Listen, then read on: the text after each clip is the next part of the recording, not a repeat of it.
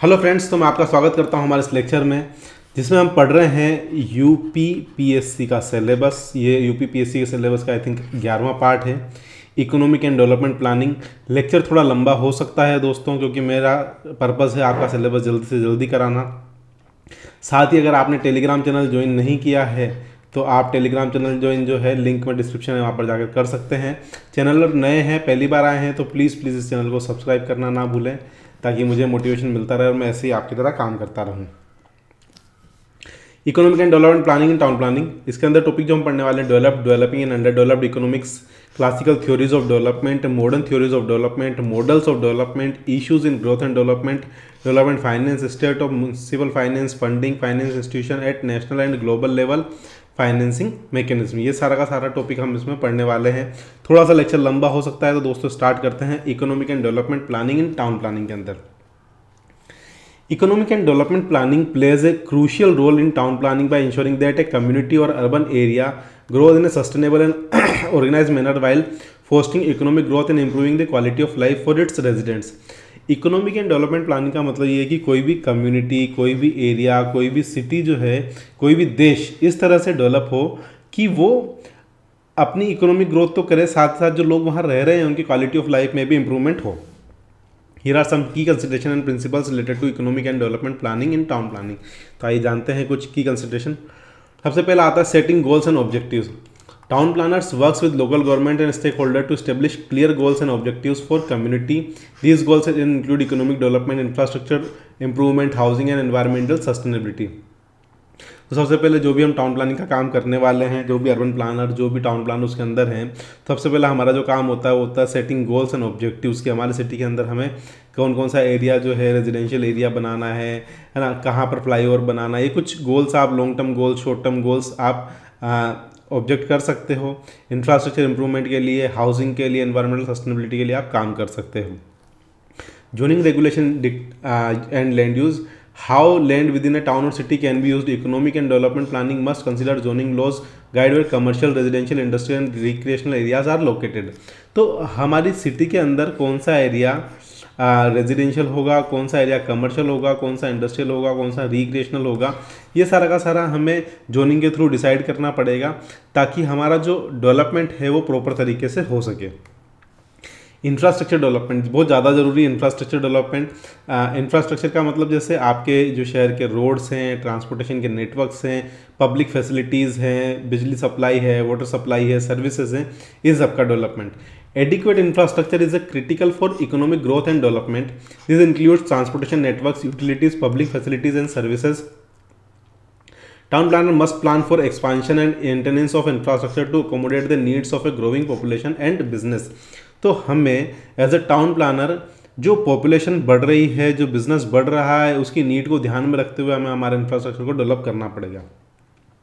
भले ही वो रोड का इंफ्रास्ट्रक्चर हो, भले ही वो आपका यूटिलिटीज़ का इंफ्रास्ट्रक्चर हो। Housing and real estate development, housing is a key component of economic development. Town planners must assess the demand for housing and ensure a mix of affordable, market rate and luxury housing option to meet the needs of different income groups। Housing जो है एक की component है economy को, क्योंकि लोग वहाँ रहना पसंद करेंगे, है ना, तभी आपका टाउन जो है वो डेवलपमेंट होगा। और हाउसिंग जो है अफोर्डेबल मार्केट रेट पर अवेलेबल होनी चाहिए। साथ ही साथ अलग अलग इनकम ग्रुप वालों के लिए लग्जरी हाउसिंग का भी ऑप्शन होना चाहिए। Public private partnership collaboration between the public private sector can be a powerful tool for development। Town planners may be work with private developers and investors to finance the execute project that benefit the community। तो public private partnership का सबसे बड़ा example जो होता है आपके national highways जो होते हैं, जिसके अंदर आप टोल देते हो, है ना। तो गवर्नमेंट क्या करती है, गवर्नमेंट लैंड ऑक्यूपाई करके देती है, प्राइवेट जो है उस पर हाईवे डेवलप करते हैं और वो उसके ऊपर टोल लेते हैं कुछ पर्टिकुलर ईयर्स तक, है ना। Environmental sustainability, development planning should consider environmental impact और sustainability. This includes preserving green space, managing water resources and minimising pollution. तो इन्वायरमेंटल सस्टेनेबिलिटी का भी हमें ध्यान रखना पड़ेगा कि हमें जो हमारे पास अवेलेबल ग्रीन स्पेस है उसका ध्यान रखना है, वाटर सोर्सेज को मैनेज करना, मिनिमाइजिंग पोल्यूशन को जो है मिनिमाइज करना, इसका भी इकोनॉमिक इफेक्ट आता है।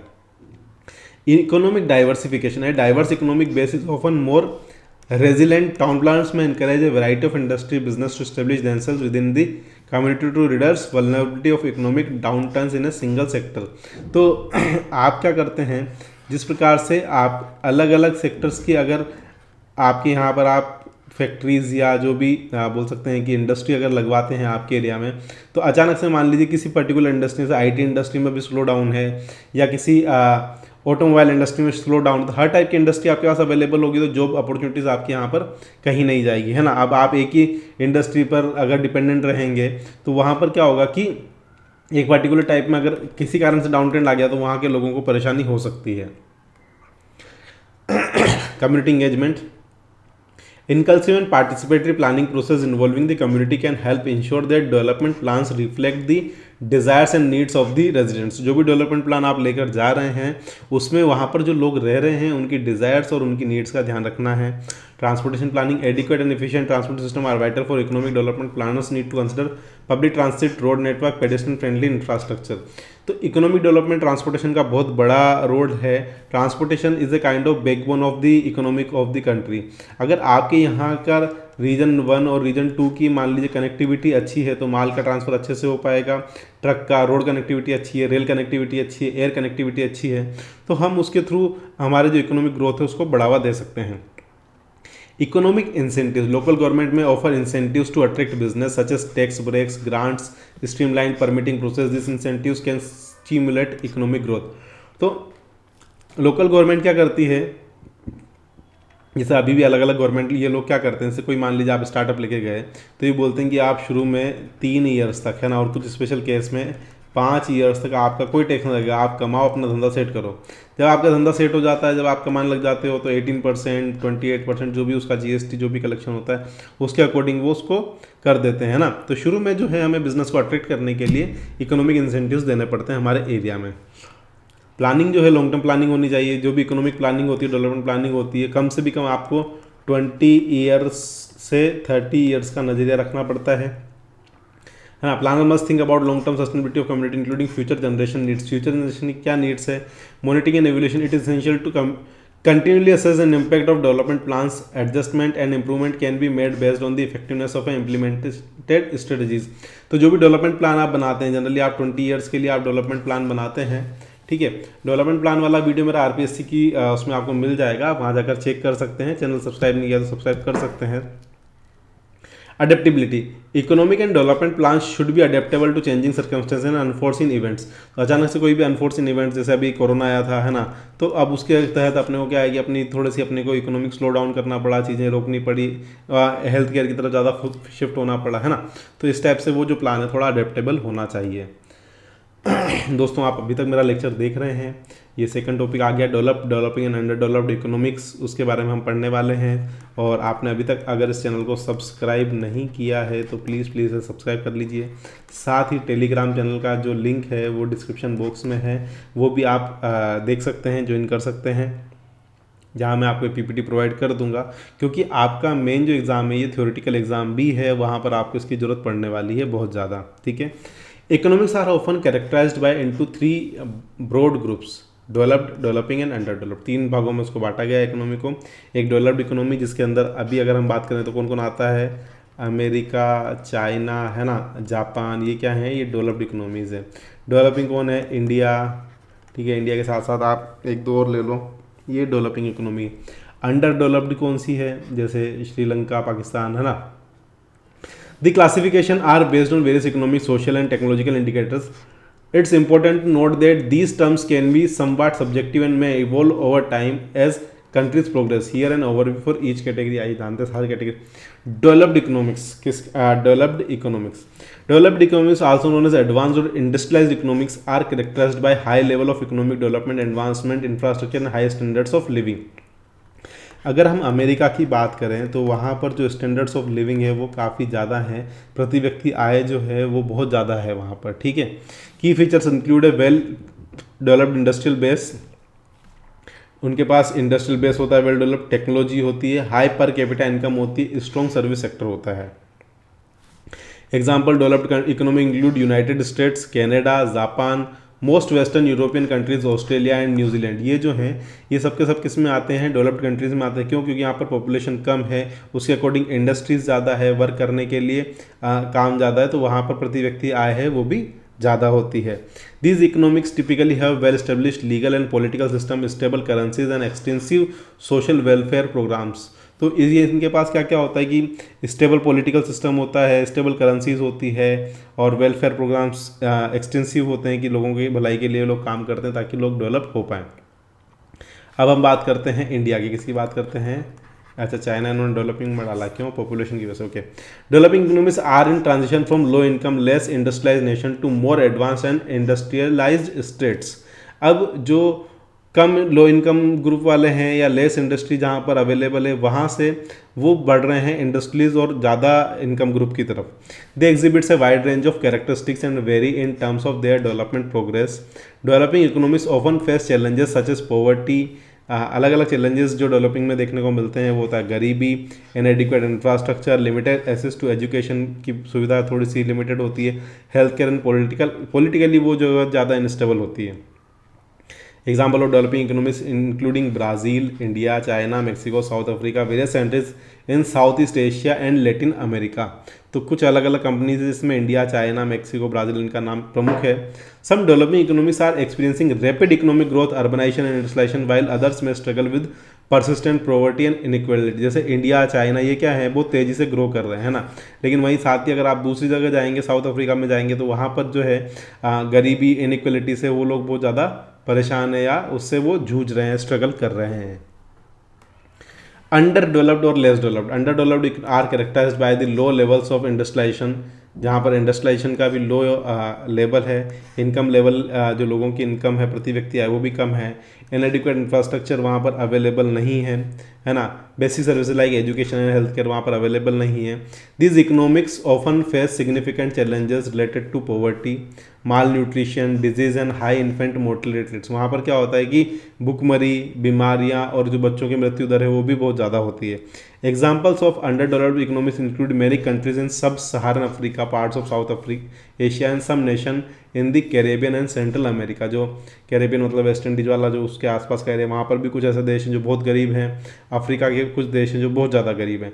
International development organization and government often focus on providing assistance and support to underdeveloped economy to help improve their living condition and stimulate economic growth.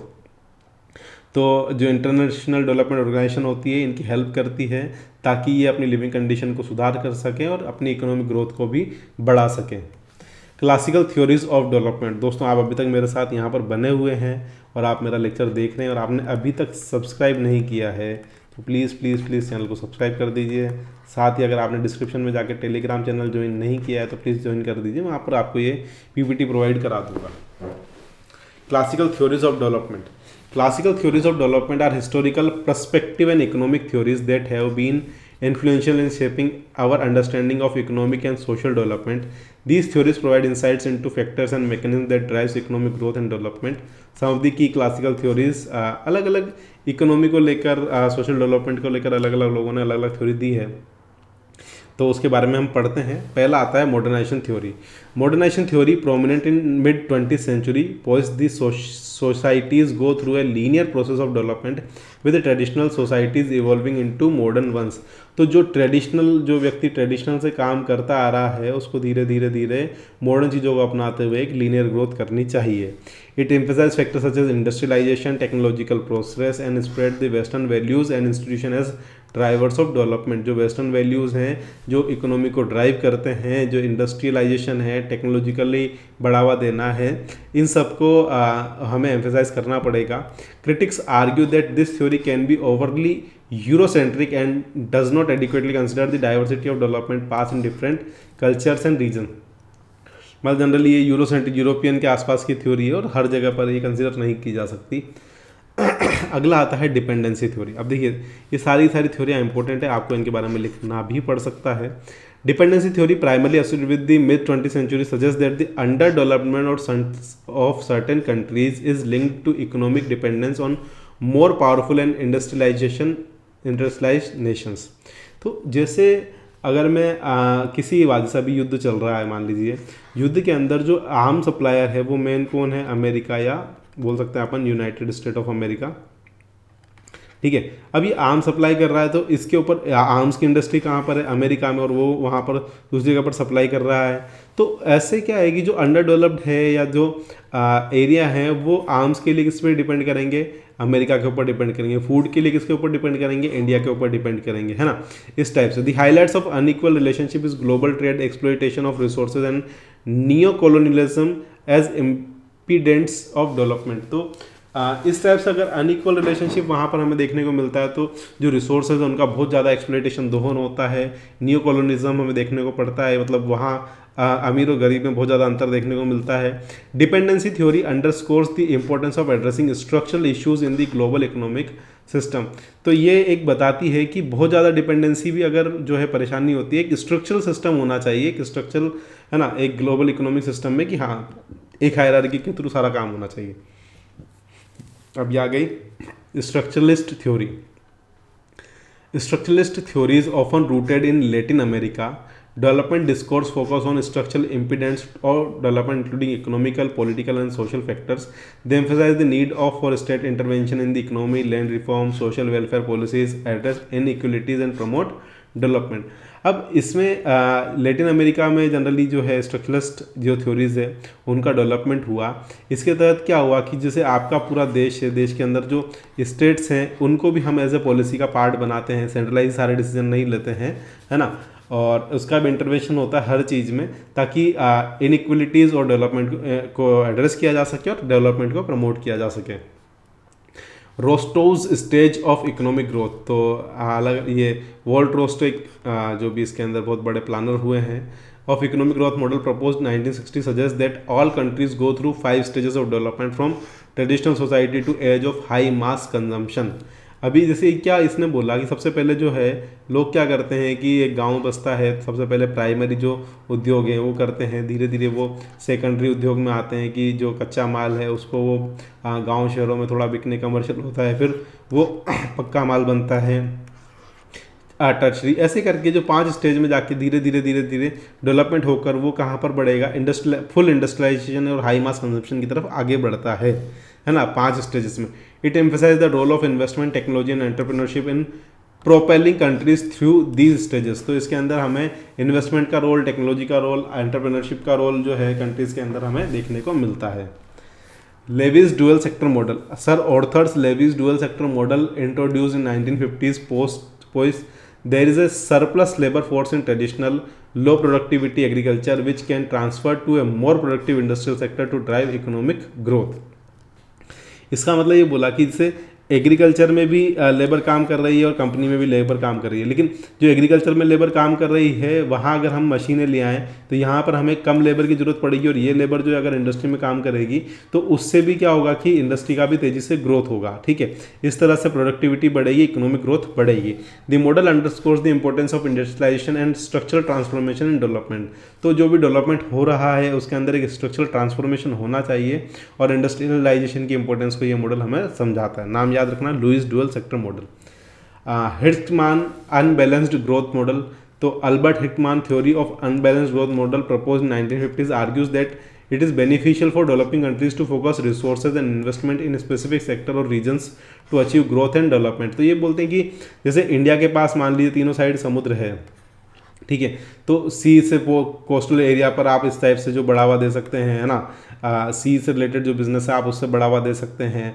India के पास मान लीजिए कोई स्पेशल खदान है उस पर, तो उस पर्टिकुलर सेक्टर्स पे ज़्यादा फोकस किया जा सकता है। This theory challenges the idea of balance development and suggest the uneven development can be strategic choice.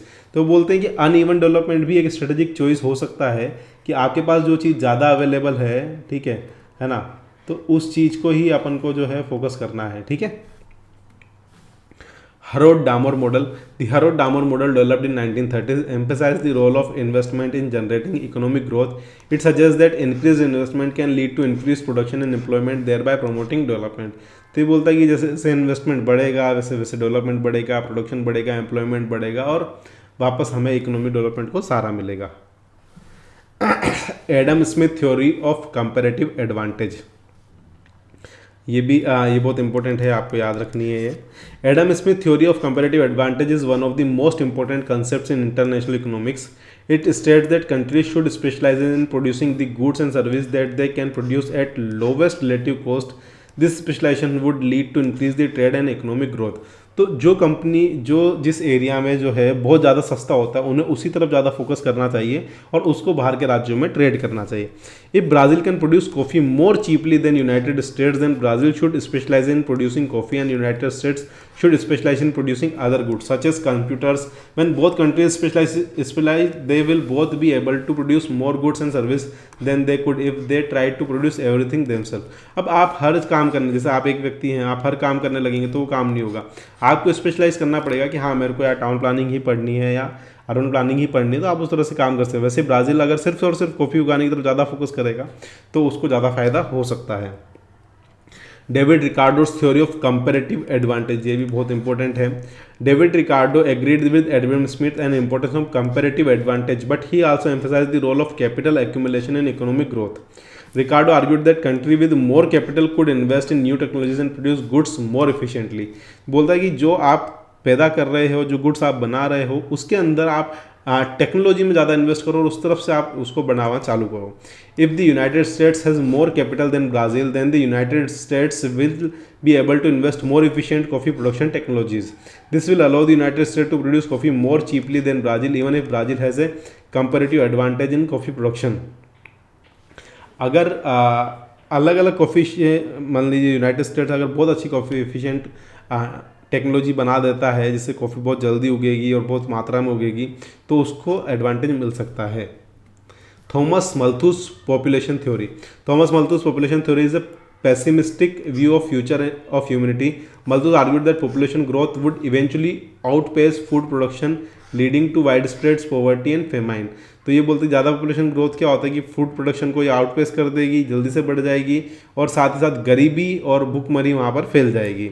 Malthus theory was based on the observation that population tends to grow exponentially while the food supply tends to grow arithmetically. This means the population will eventually grow as large and there will be not enough food for everyone. तो ये बोल रहा है कि जैसे आपका जो food तो आपका इस टाइप से बन रहा है, पॉपुलेशन जो है आपकी धीरे धीरे धीरे धीरे धीरे धीरे इस तरह से बढ़ने लगे. यहाँ पर क्या होगा कि पॉपुलेशन जो फूड है वो कम हो जाएगा. आजकल आप देख रहे हैं कि आजकल हम लोग बहुत ज़्यादा केमिकल वाला फूड खाने लगे हैं. उस फूड में मतलब ये बोलते हैं कि आपने इंडिया में बोलते हैं ना, एक सर्वे आया था कि दूध की रिक्वायरमेंट्स हम पूरी नहीं कर सकते हैं. John Stuart Mill's theory of economic development. John Stuart Mill's theory of economic development is a more complex and nuanced view than the other classical theories. Mills argued that economic development was a process that involved a number of factors including capital accumulation, technological change and population growth. तो ये बोलता है कि economic development जो है अलग अलग चीज़ों से नंबर ऑफ फैक्टर्स उसे अफेक्ट करते हैं, जिसमें सबसे बड़ा है कि पैसे का अक्यूमुलेशन, टेक्नोलॉजिकल क्या क्या चेंजेस हो रहे हैं, पॉपुलेशन ग्रोथ कैसे हो रही है.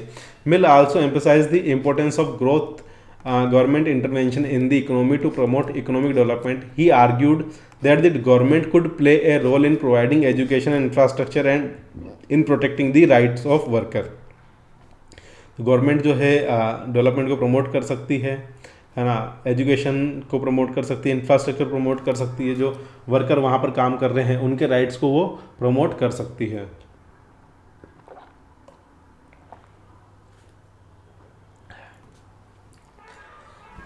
Modern theories of development. दोस्तों आप अभी तक मेरा लेक्चर देख रहे हैं और आपने अभी तक सब्सक्राइब नहीं किया है तो प्लीज़ इस चैनल को सब्सक्राइब कर लीजिए. साथ ही टेलीग्राम चैनल जो है वो आपको डिस्क्रिप्शन बॉक्स में मिल जाएगा. टेलीग्राम चैनल ज्वाइन कर लीजिए, जहाँ पर मैं ये आपको जो भी पूरी की पूरी पीपीटी है मैं आपको प्रोवाइड कर सकूँ. Modern theories of development in economics and social sciences has evolved to address the complexities and challenges faced by the developing countries. In contemporary world, these theories provide insights into the drivers of economy and social development, emphasize a more multidimensional and context-specific approach.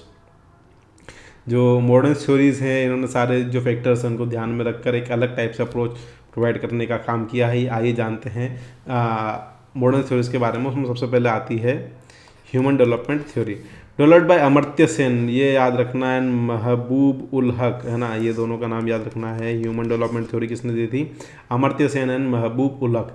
The human development theory focus on enhancing human wellbeing and capabilities as the ultimate goal of development. ये बोलते हैं कि development goal केवल और केवल यही है कि ह्यूमन वेलबींग और कैपेबिलिटीज़ को बढ़ावा दिया जा सके।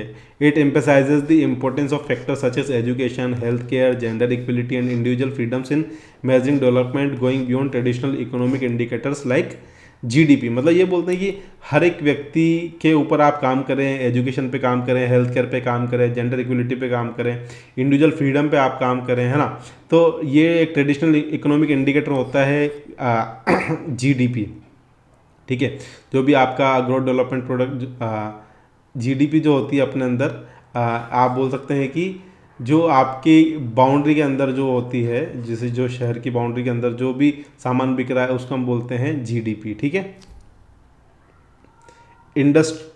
Institutional economics championed by economist like Douglass, North and Elinor Ostrom's highlight the role of institution rules and governance structure in development. It underscores the significance of well-functioning institution, property rights, and the rule of law in promoting economic growth and reducing poverty.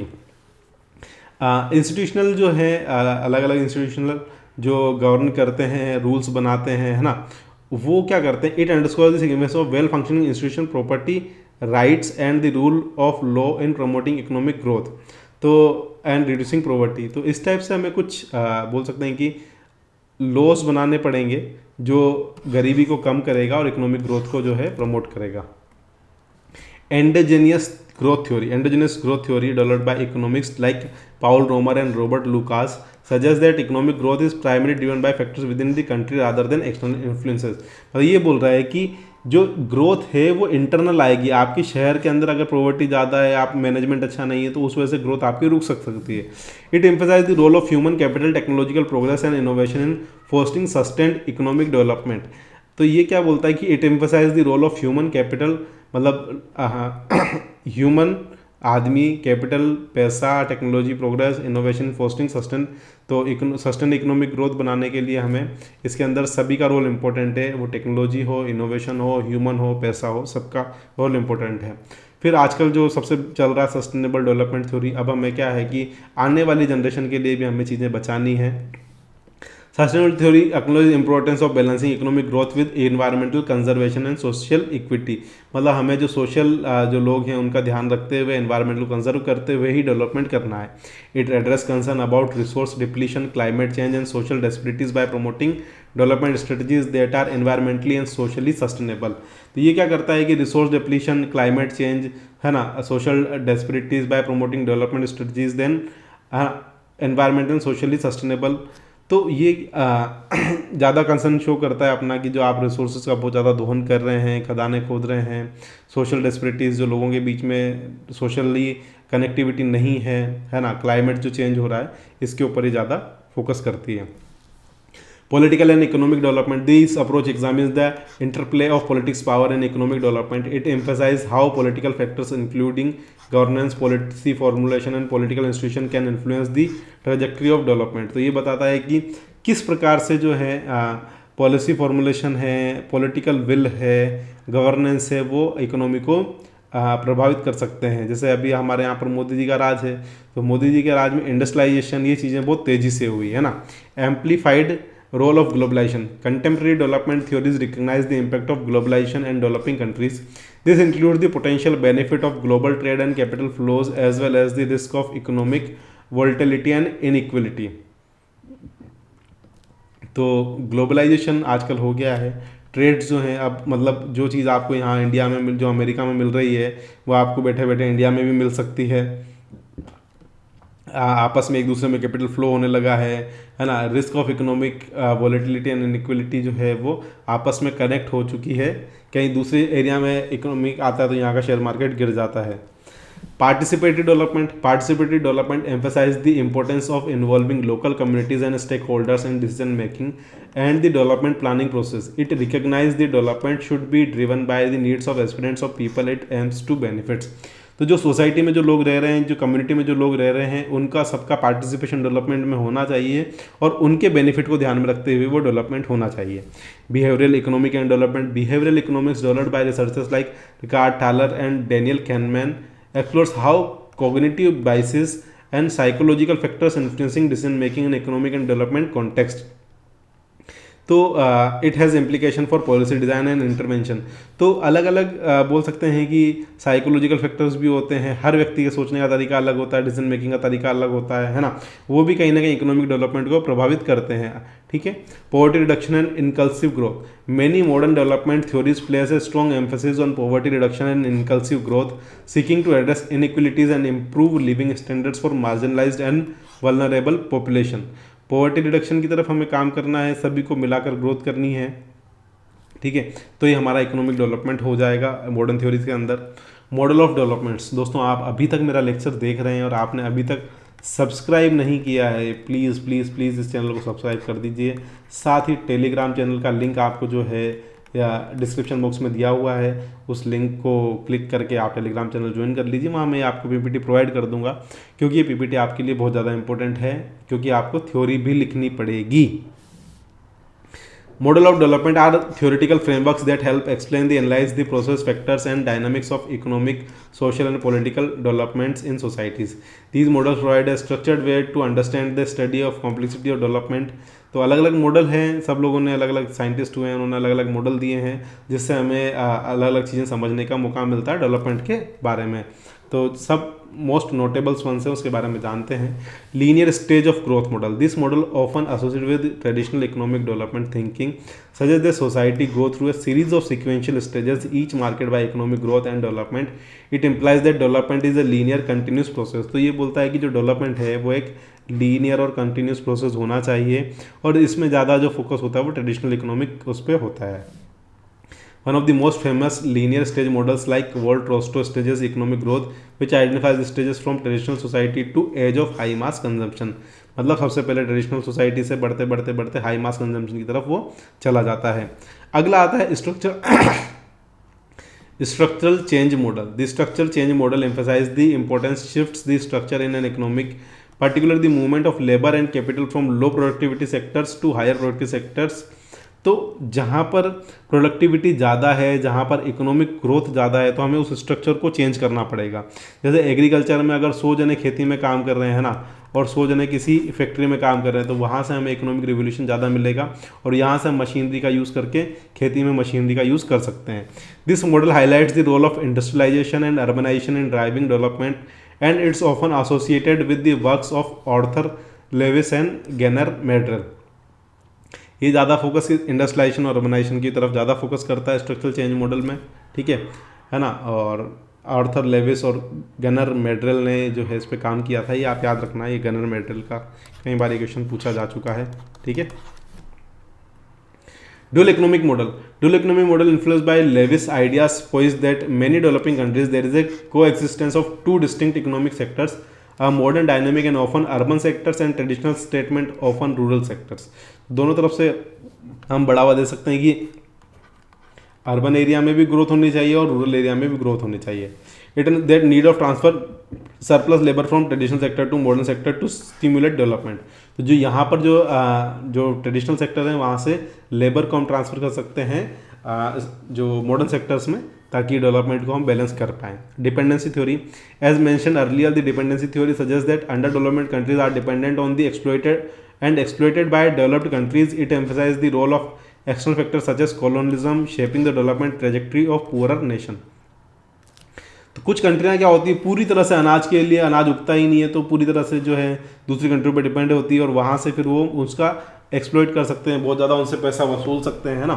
तो इस type की चीज़ें जो है कहीं ना कहीं ख़राब होती है, उससे जो नेशंस हैं वो काफ़ी गरीब हो जाते हैं। Modernization theory. Modernization, which was popular in mid 20th century, proposed that society moves from traditional to modern states through a process of adopting Western value, technology and institution. तो जो आप वहाँ पर ट्रेडिशनल काम कर रहे हैं, जो खेती बाड़ी कर रहे हैं, उसको धीरे धीरे जो है आप क्या कर सकते हैं, ग्रोथ कर सकते हैं, उसमें मॉडर्न टेक्निक्स का आप यूज़ कर सकते हैं, है ना। इस टाइप से आपको ग्रो करना है। Neoclassical economic growth model. This model based on neoclassical economic principle and focus on factors such as saving, investment, technology as drivers economic growth and development.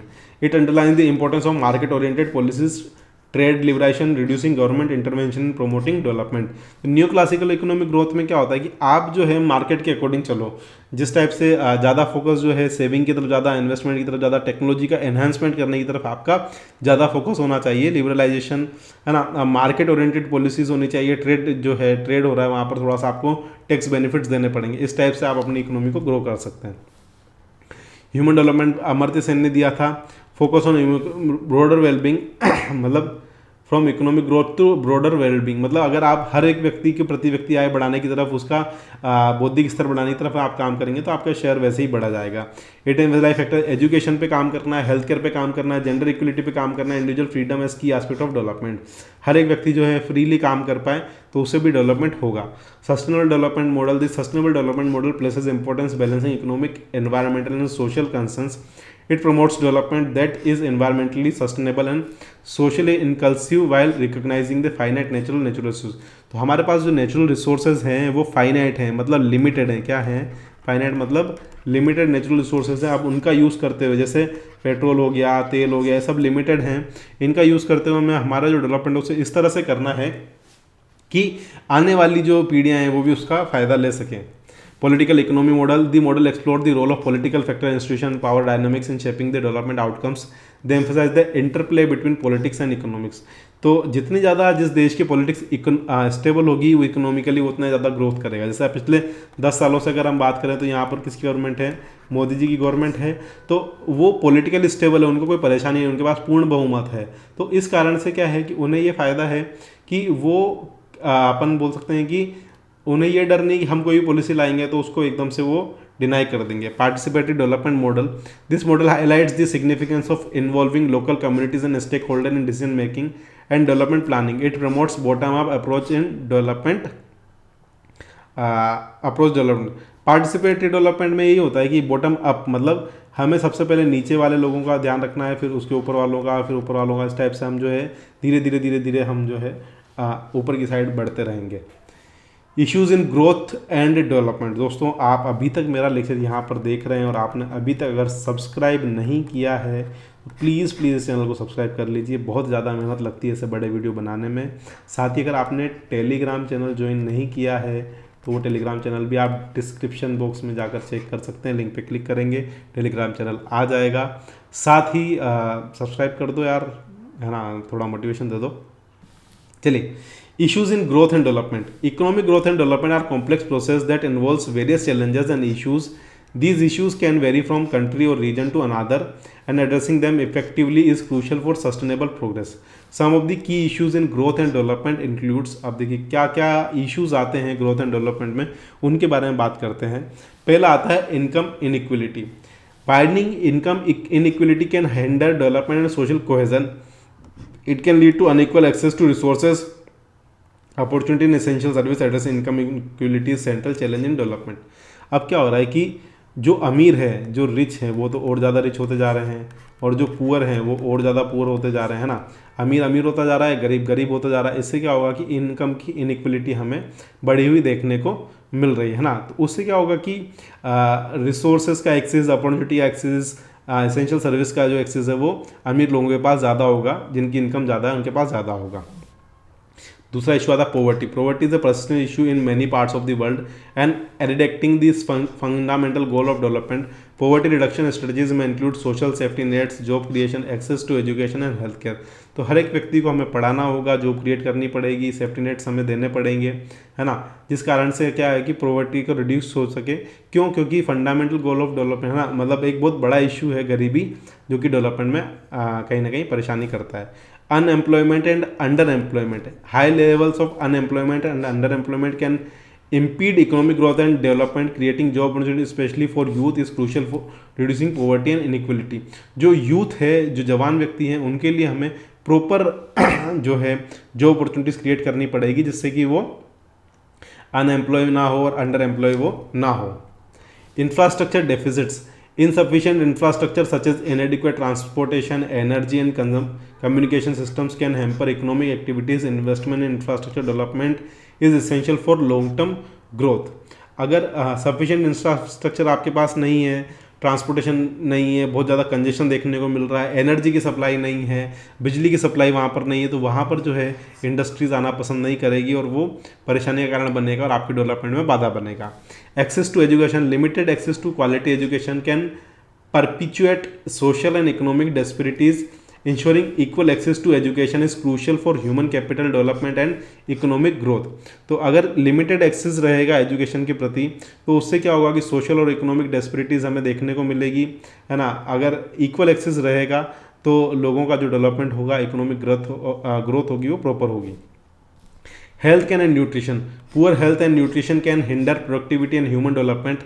Access to health care and proper nutrition is essential for achieving sustainable development goals. अगर हमारे city का या देश का health care system अच्छा रहेगा तो उससे डेवलपमेंट को बढ़ावा मिलेगा। पुअर रहेगा तो कहीं ना कहीं वो प्रोडक्टिविटी को प्रभावित कर सकता है। Environmental sustainability. Economic growth often comes at the cost of environmental degradation. Balancing economic development with environmental sustainability is a pressing challenge as climate change and resource depletion threaten long-term growth prospect. जो long term growth prospect हैं उसको जो हम resources जो use कर रहे हैं, deplete कर रहे हैं, भले वो पेट्रोल हो, ऑयल हो या किसी पर्टिकुलर टाइप की खदान हो, है ना, तो उसको हम जिस हिसाब से डिप्लीट कर रहे हैं उस हिसाब से हमें इकोनॉमिक डेवलपमेंट और एनवायरनमेंट को बैलेंस करना बहुत ही बड़ा चैलेंज हमारे सामने है। तो इसका हमें स्पेशली ध्यान रखना है। करप्शन एंड गवर्नेंस इशू, ये हर जगह पर हमें देखने को मिलता है। Corruption and weak governance can undermine development efforts by diverting resources away from productive uses. Effective governance, rules of law, and anti-corruption measures are critical. Political stability and conflict. Political instability, civil conflicts, and war can disrupt development effort, है ना, displace population and damage infrastructure. Promoting political stability and peace is crucial for development. तो शांति, politically stable होना, ये सब जो है किसी भी कंट्री के डेवलपमेंट के लिए बहुत ज़्यादा ज़रूरी है। Access to finance, limited access to financial services can hinder entrepreneurship and economic growth. Expanding financial inclusion and promoting access to credit is important for development. पैसे भाई पैसे, है ना, क्रेडिट जो है, पैसा होना चाहिए। फाइनेंशियल इंक्लूजन जो है उसको हमें एक्सपांड करना पड़ेगा।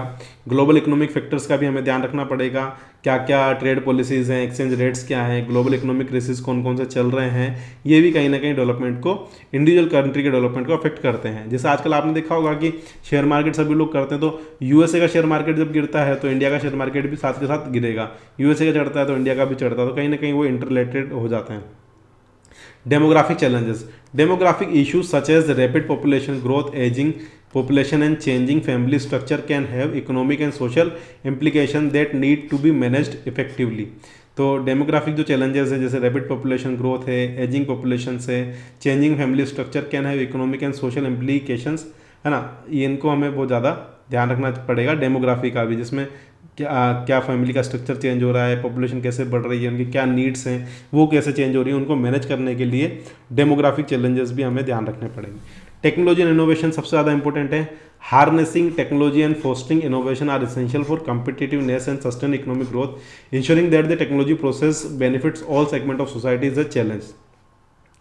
टेक्नोलॉजी का जो है प्रोग्रेस से सभी सेगमेंट को फ़ायदा मिले ज़रूरी नहीं है ना, कई जगह परेशानियां भी देखने को मिलती है, लेकिन हमें टेक्नोलॉजी और इनोवेशन के साथ काम करना पड़ेगा। Agriculture development, many developing countries relay heavily on agriculture and improving agriculture productivity is vital for food security and economic development. तो आपके देश में फूड सिक्योरिटी मतलब भुखमरी ना, इकोनॉमिक डेवलपमेंट हो, तो हमें ऐसी नई टेक्निक्स ढूंढनी पड़ेगी जिससे एग्रीकल्चर की प्रोडक्टिविटी भी इंक्रीज हो। Education and skill mismatch, a mismatch between the skills of workforce and the demands of job market can lead to unemployment and underemployment। अब जैसे जैसे क्या होता है, आईटी सेक्टर जो है सबसे बड़ा एग्जांपल है।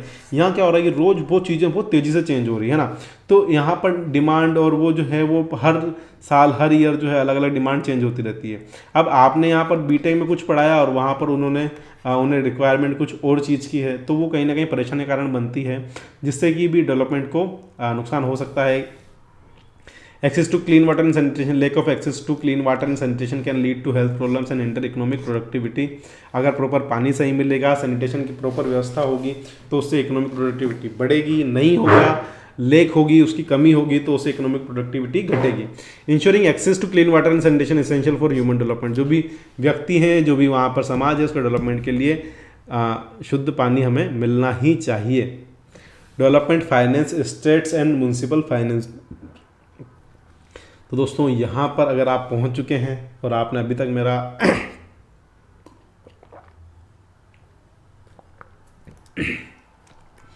Development finance and state of municipal finance, दोस्तों अभी तक आप मेरा लेक्चर देख रहे हैं और आपने सब्सक्राइब नहीं किया है तो प्लीज़ प्लीज़ प्लीज़ चैनल को सब्सक्राइब कर दीजिए। साथ ही टेलीग्राम चैनल जो है ये भी ज्वाइन कर लीजिए। देखिए आपको दोस्तों यहाँ पर स्टेप बाय स्टेप हर एक टॉपिक यहाँ पर मिल रहा है। बहुत मेहनत लगती है इन चीज़ों को डेवलप करने में, बनाने में, है ना। साथ ही बहुत सारा टाइम लगता है रिकॉर्ड करने में। तो अगर आपको थोड़ी सी मेरी मेहनत दिख रही हो तो प्लीज़ सब्सक्राइब कर दीजिए। Development finance at the state and municipal levels plays a crucial role in funding and supporting various development projects and initiatives that enhance the quality of life for residents and stimulate economic growth within a specific geographic areas. State and municipal finance जो है involve the allocation of resources, that management of budget, implementation of fiscal policies, address the unique need of challenges of sub-national governments. छोटे level पर अगर हम proper finance की सुविधा मिल जाएगी तो छोटे लेवल से हम जो है डेवलपमेंट कर सकते हैं। तो बजट का मैनेज करना, पॉलिसीज़ बनाना, है ना। तो इसके बारे में थोड़ा सा जानते हैं। सबसे पहला आता है रेवेन्यू सोर्सेज क्या क्या होते हैं म्यूनिसिपल गवर्नमेंट्स के। सबसे पहला आता है टैक्सेशन। क्या आता है? Taxation. State government, municipal government generate a significant portion of their revenue through taxation which may include property tax, sales tax, income tax, various other levies. These taxes funds essential service and development projects. तो जो revenue sources हैं वो अलग अलग तरीके से develop होते हैं, है ना। उसके अंदर हमें देखने को मिलता है कि essential services, grants and transfers. States and local governments may receive grants and transfer from federal government, मतलब फेडरल का मतलब यहाँ पर सेंट्रल गवर्नमेंट से है। As well as from the other source of support specific development initiative such as infrastructure improvement, education and health care.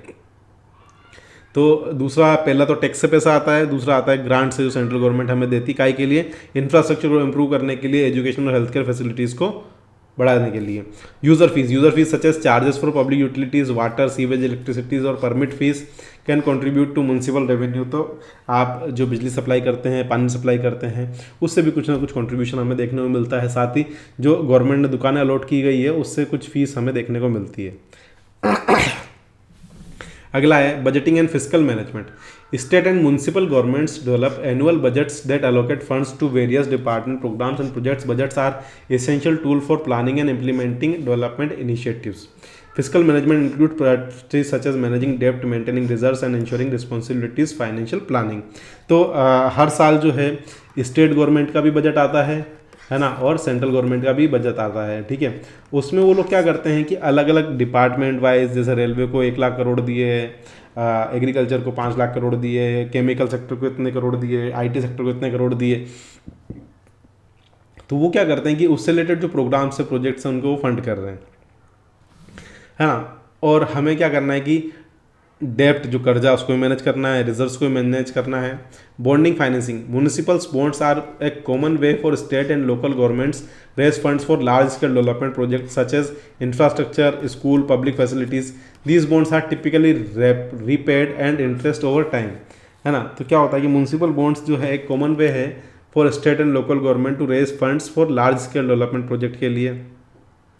अब ये क्या करते हैं कि म्यूनिसिपल जो है बॉन्ड एक, मतलब आप बोल सकते हैं कि कुछ परसेंट 6% रेट पर, 8% रेट पर जो है गवर्नमेंट क्या करती है, बॉन्ड दे देती है। और ये फिक्स, मतलब एक तरह से अपन जो है अपने ही लोगों से उधार ले रहे हैं, है ना, ठीक है। रीपेड मतलब इंटरेस्ट के साथ उन्हें वापस लौटा देती है। Special districts are specific areas within the municipality state that may have unique needs or infrastructure requirements. They can finance their projects through special tax or assessment to property owners within the districts. तो उस जैसे special districts, मतलब जैसे आजकल नया concept चला है कि स्पेशल इकोनॉमिक जोन, है ना, SEZ, वहाँ पर जो लैंड ओनर्स है उनकी नीड्स को वो ध्यान में रखते हुए उनके टैक्सेस को वो कम करके वहाँ पर उस टाइप का डेवलपमेंट करवा सकते हैं। पब्लिक प्राइवेट पार्टनरशिप का मैंने कई बार एग्जांपल दिया है। State municipal often engage in public private partnership with private companies to fund and develop infrastructure such as toll, roads, public transportation, utilities. These partnerships can bring private sector expertise and financing to public projects. इस type की जो partnership है वो कहीं ना कहीं हमें बहुत ज़्यादा फ़ायदा करती है, क्योंकि स्टार्टिंग में पैसा सरकार के पास भी नहीं है, आम आदमी के पास भी नहीं, प्राइवेट जो बड़े प्लेयर उनके पास पैसा है, तो वो अभी जो लैंड जो है गवर्नमेंट दे देगी, वो रोड बना देंगे, फ्लाईओवर जो है प्राइवेट पार्टनरशिप बना देंगे, और हम जो है उसके बाद उसे 15 साल तक 20 साल तक टोल देते रहेंगे, है ना। इस टाइप से एक बेस्ट मॉडल है पब्लिक प्राइवेट पार्टनरशिप का।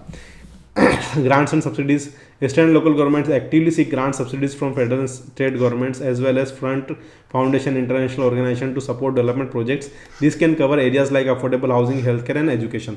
तो जो इंटरनेशनल बहुत सारी सोसाइटीज़ हैं, बहुत सारे NGOs हैं, बहुत बड़े बड़े, वो लोग भी बहुत फंड करते हैं एजुकेशन के लिए, हेल्थ केयर के लिए, तो आपको उनको अपना प्लान दिखाना पड़ता है, उस प्लान के अकॉर्डिंग वो आपको फंड देंगे। सेंट्रल गवर्नमेंट आपको फंड दे सकती है, म्यूनसिपल एरिया पे हैं आप तो स्टेट गवर्नमेंट भी आपको फंड दे सकती है।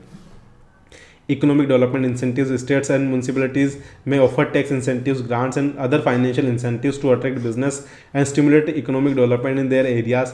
These incentives can use to encourage job creation, investment and innovation.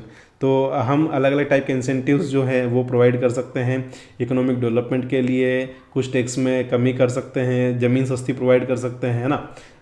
तो इससे क्या होगा कि जॉब क्रिएशन होगा और इनोवेशन होगा।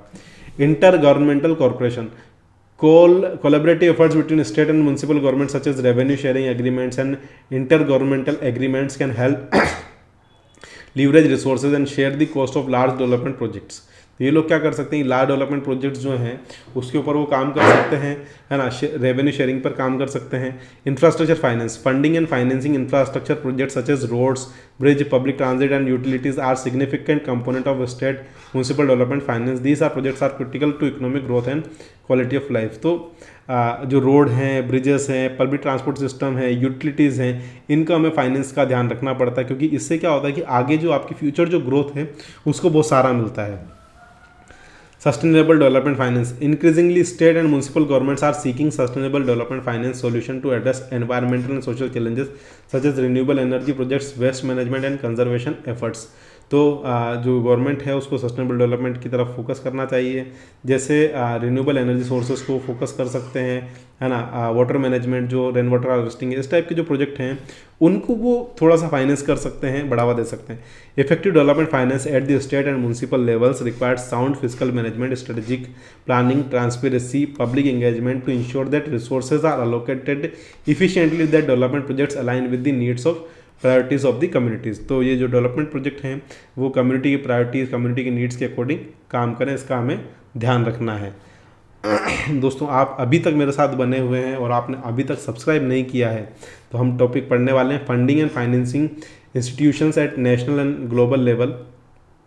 तो आपने अभी तक अगर सब्सक्राइब नहीं किया है तो प्लीज़ प्लीज़ प्लीज़ इस चैनल को सब्सक्राइब कर लीजिए। साथ ही नीचे टेलीग्राम चैनल का लिंक है, उस टेलीग्राम चैनल को जाकर ज्वाइन कर लीजिए। इतना बड़ा लेक्चर बनाने में बहुत ज़्यादा मेहनत लगती है दोस्तों।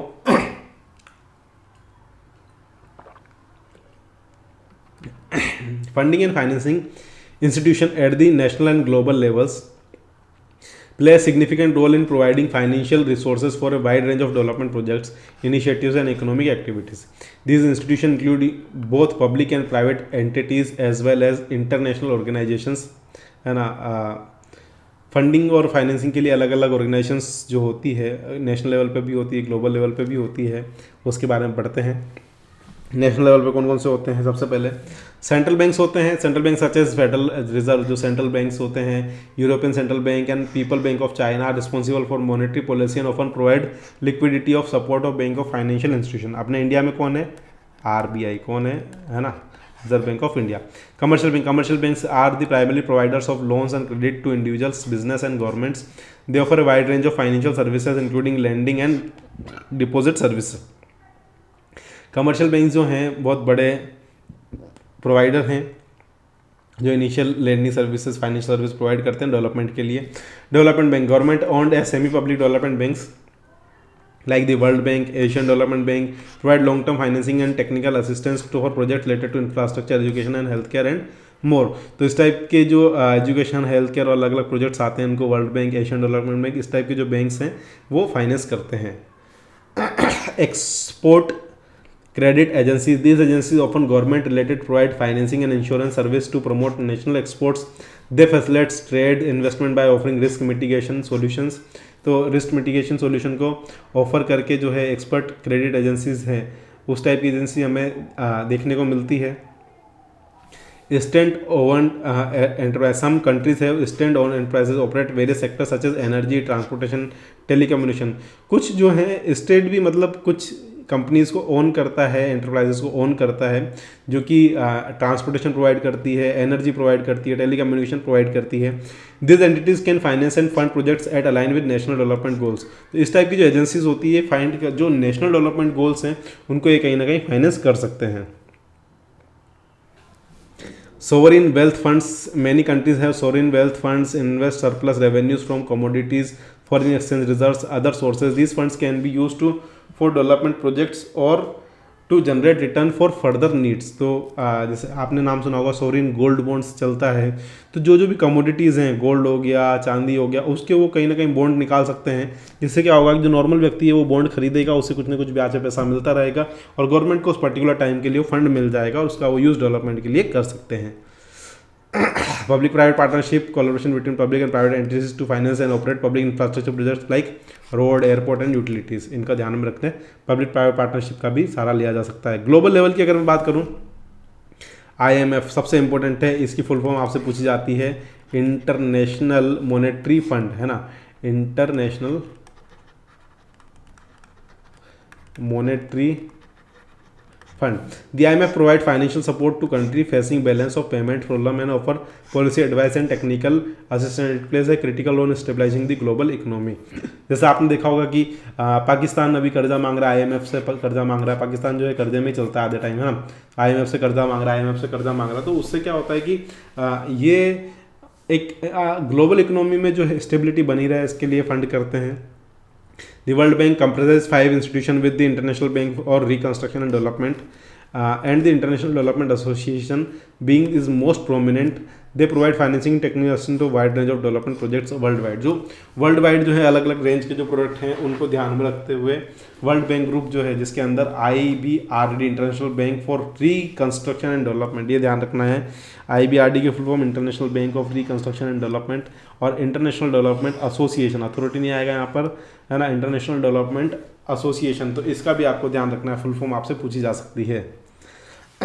United National Development Programme UNDP supports countries in their development efforts focusing on issues such as poverty reduction, governance, environmental sustainability, crisis recovery. तो यूनाइटेड नेशन के जो डेवलपमेंट प्रोग्राम है जिसके अंदर गरीबी उन्मूलन, है ना, एनवायरमेंटल सस्टेनेबिलिटी, क्रिसिस रिकवरी, इस पर काम करते हैं. African development bank, the African development provide financial and technical assistance for the project in Africa including infrastructure, agriculture, education. Africa में काम करता है. एशियन डेवलपमेंट बैंक जो है एशिया में काम करता है, finance policy, technical assistance provide करता है. Inter American development bank support development initiatives in Latin America and the Caribbean covering areas like education, infrastructure, social welfare. तो सबके सब क्या हैं, agriculture, education, social welfare, health care के अंदर ये सारे जो बैंक हैं वो इंटरनेशनली काम कर रहे हैं. United Nation of Green Climate Fund, तो एक नया फंड बनाया इन्होंने. Green Climate Fund finance the project mitigate climate change and help countries adapt to its effect, promoting sustainable development को प्रमोट करने के लिए जो है ग्रीन क्लाइमेट फंड का स्थापना की गई है. जो लोग सस्टेनेबल डेवलपमेंट करना चाहते हैं, उस टाइप के जो चीज़ें फोकस करना चाहते हैं, मतलब बोल सकते हैं कि अगर आप पूरे स्टेट के अंदर आप सोलर पावर प्लांट लगाते हैं तो वो सब्सिडीज़ जो है इस टाइप से यहाँ से हमें मिल जाएगी. Multilateral investment guarantee agency, a member of the World Bank Group provides political risk insurance and credit enhancement to encourage foreign direct investment in developing countries. Global Environmental Facility, the GEF funds environmental projects including biodiversity conservation, climate change mitigation and land degradation projects. तो इस type के जो projects हैं उनके लिए जो fund है उसका नाम है ग्लोबल एनवायरनमेंट फैसिलिटी. आपसे पूछा जा सकता है कि कौन सा फंड किस पर्टिकुलर चीज़ के लिए है ना. तो क्लाइमेट चेंज मिटिगेशन के लिए, लैंड डिग्रेडेशन के लिए, बायोडाइवर्सिटी कंजर्वेशन के लिए. International Financial Corporation, a member of the World Bank Group, the IFC supports private sector development by providing financing and advisory services to business and projects in developing countries. जो developing countries है वहाँ पर businesses और जो projects हैं उनको develop करके IFC जो है उसमें हेल्प करता है. Financing mechanism. दोस्तों आप अभी तक मेरा लेक्चर देख रहे हैं, मतलब आप सीरियस हैं अपने एग्ज़ाम के लिए और आपने अभी तक अगर सब्सक्राइब नहीं किया है तो प्लीज़ प्लीज़ प्लीज़ चैनल को सब्सक्राइब कर दीजिए। Financing mechanism refers to the various methods and strategies used to raise allocate funds for specific projects, programmes और इनिशिएटिव्स। दोस्तों आई थिंक लाइट थोड़ी सी चली गई होगी तो आपको यहाँ पर तो प्रॉपर दिखेगा, तो आप ध्यान रखिए। This mechanism can be applied to a wide range of sectors including infrastructure development, health care, education, environmental conservation पे जो काम करते हैं उनको फाइनेंस मिल जाता है easily. Public budget allocation, government जो है पब्लिक बजट अलोकेट करती है अलग अलग प्रोजेक्ट के लिए, है ना, स्कूल्स के लिए, हेल्थ केयर के लिए, है ना, ट्रांसपोर्टेशन के लिए, अलग अलग सर्विसेज के लिए।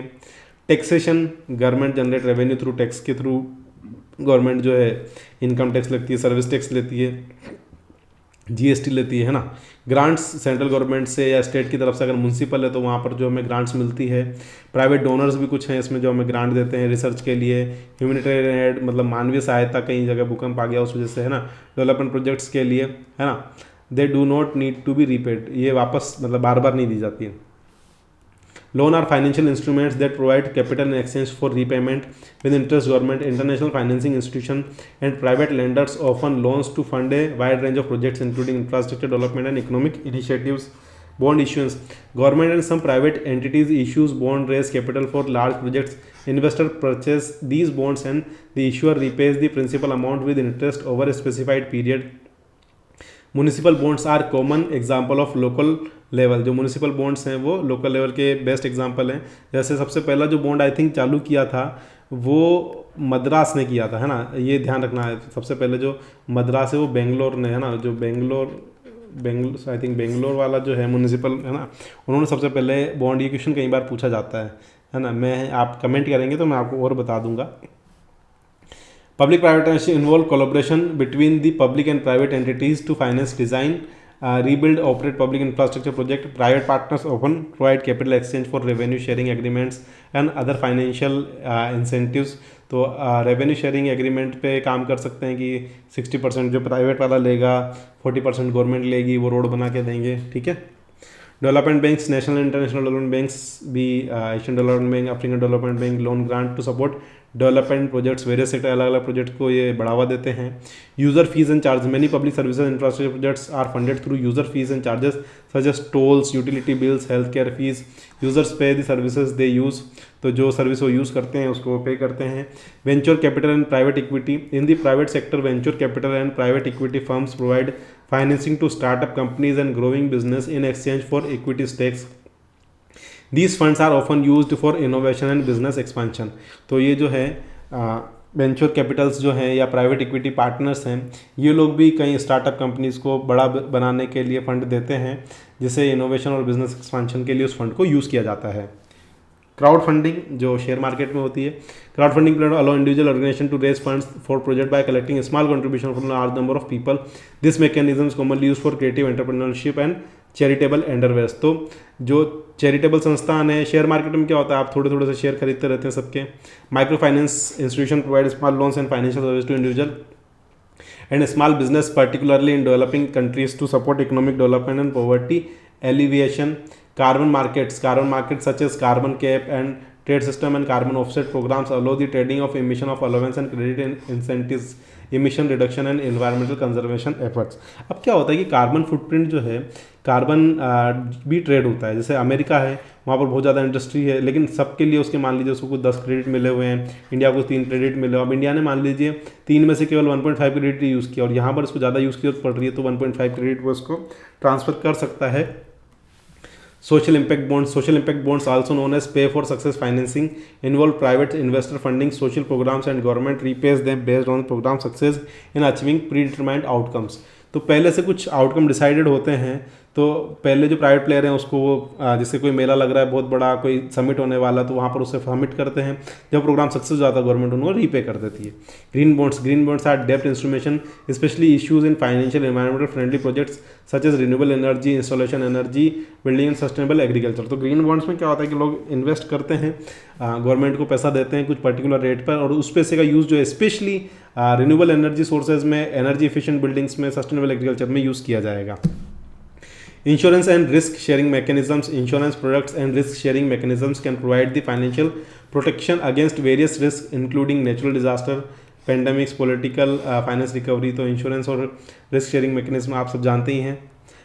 इसमें क्या होता है कि आपका इंश्योरेंस कर लिया जाता है, आपसे एक सर्टेन अमाउंट लिया जाता है, और इनके सब मान लीजिए कोई डिजास्टर आ जाता है, कोई पेंडेमिक आ जाती है, कोई पॉलिटिकल इंस्टेबिलिटी आ जाती है, किसी भी क्या की परेशानी आ जाती है, तो आपको वहाँ से रिकवरी हो जाती है।